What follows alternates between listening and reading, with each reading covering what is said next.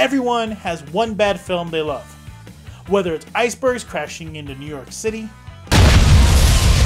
porn stars fighting the undead, zombies, or simply just enduring Sharpay. Broadway? As in Broadway? We can't help but love them. And in loving them, we tear them down, grind them up, sprinkle them on our ice cream, and gobble them up again and again. And that's why we're here, reviewing the films that should get reviewed but don't, and opening the door to a world of cinematic wonders and blunders while having a little fun along the way. Keep a beef stick in your pocket. So sit back, relax. Thanks for joining us on B-Rated. Thanks for tuning back into B-Rated. I am your host, Chuck Peters, the show where we review the films that don't get reviewed but should. Or should they? This week's film, Autumn, directed by Stephen Rumbelow, starring Dexter Fletcher, Dickon Tolson, and Lana Kuminoff. Is that right? You're not messing with me, are you? I mean, that just sounds like a bad high school joke or something. Sounds like when people made fun of my sister Sharon. Anyways, it's a story of a zombie apocalypse that takes place that pretty much wipes out civilization as you know it. But it takes a little bit of a different twist in the development of the zombies and the survival of the survivors. Survival of the survivors. So, let's not beat around the bush. It's been a month. You've been waiting long enough. Here's the trailer.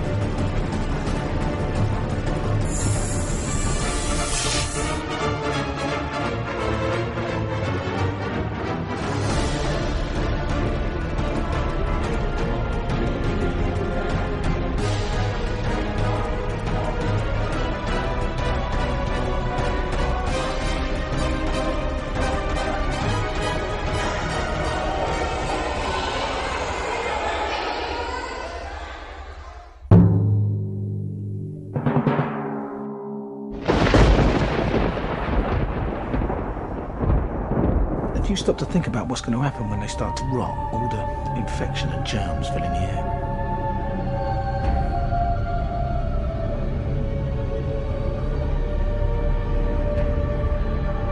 Dead people don't move. And living people don't rot.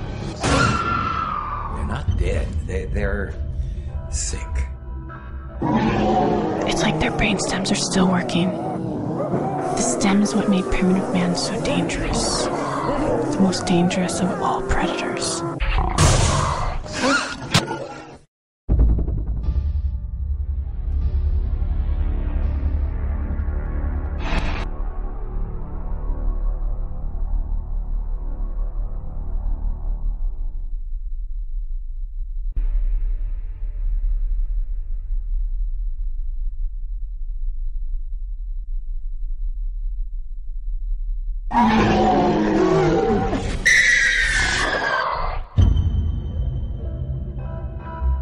They won't get through, will they?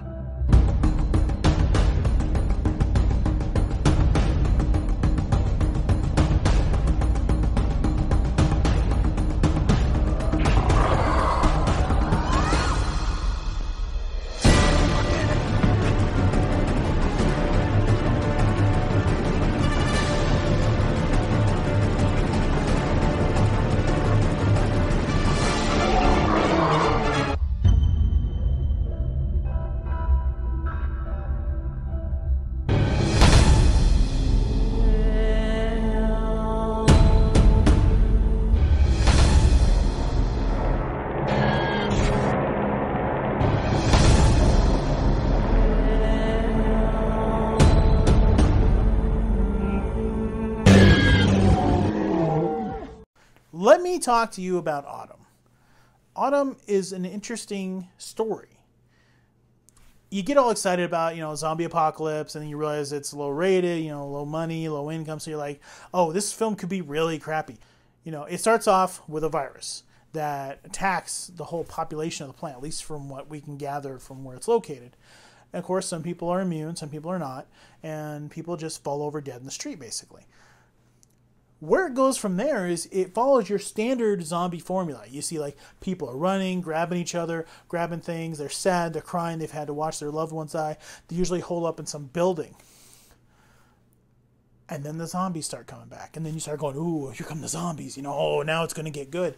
And it takes a very cool turn because the zombies are not capable when they start. They go through this maturation process. They have to walk, move, and kind of gather data about themselves and moving forward and what frightens them and what they have to come to learn about killing people and wanting to kill people. And it starts with walking in straight lines, not wanting to be interrupted, to moving towards things that are loud, to hating things that are loud, to all of a sudden moving from that to hating things that are loud, wanting to kill it, to, boy, this tastes good. So very much in the sense of 20 Days Later, this film focuses a lot on the drama and the human condition, but really kind of lets you down when it comes to the zombies. I mean, it's really cool that the zombies have to go through this maturation process. It's just sad that out of like an hour and 40-minute film, it takes an hour and 30 minutes for zombies to go, people taste good. I like people. I like blood. I want it in my tummy. It's sad it takes that long. The zombies are such a non-threat that when you see these people struggling to deal with the world as it is, you don't care. You're just like, dude, just go have a sandwich. Go find some food. Move the dead person out of your way and get some food. These people move on up. They find a place to live. And when they're there, they just don't seem like they ever get that worked up about things. They go back to watching TV, and maybe that's what they're trying to do. Maybe they wanted a commentary about the fact that this is what people would do. If things really weren't that bad, they just go back to the way they were. It's hard to connect to that when you first watch the film, that maybe this is the idea they're going for.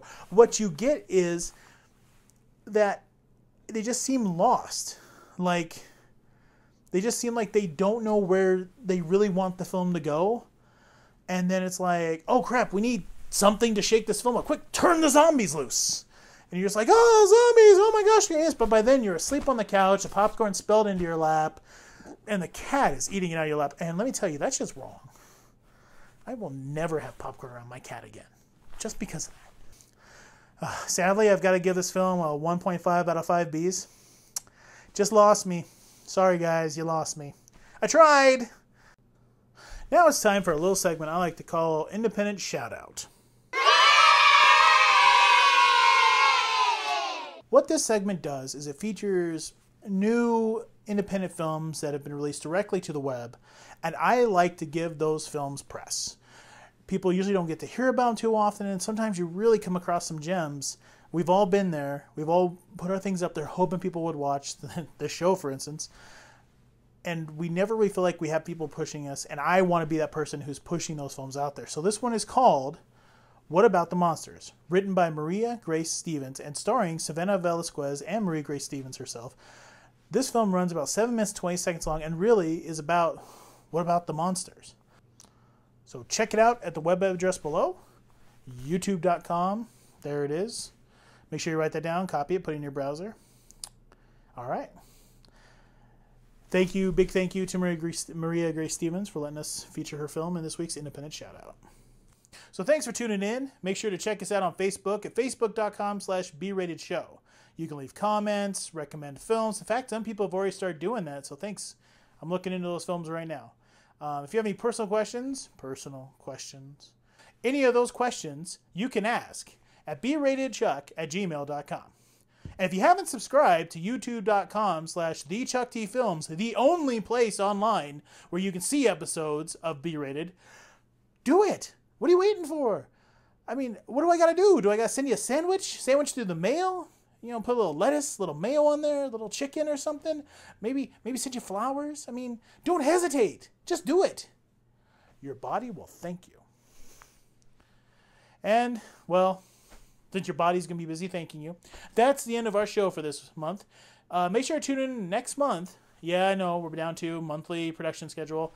We're actually getting ready to move to Portland, so the show could be in a little bit of a jumble. So hang with us. Next week's film we'll be reviewing is up for debate. We're still debating on what show we really want to do. We have about 3 options. Some people have suggested some films. So we're actually going to put it to the public on the Facebook page. So make sure after the show airs that you go to the page and you vote for which show you want to see next month for us to review. So again, thanks for tuning in. My name's Chuck. This is B-Rated. And I'm out of here.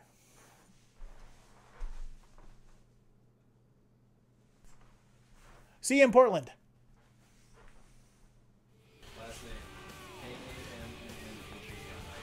Kamenov.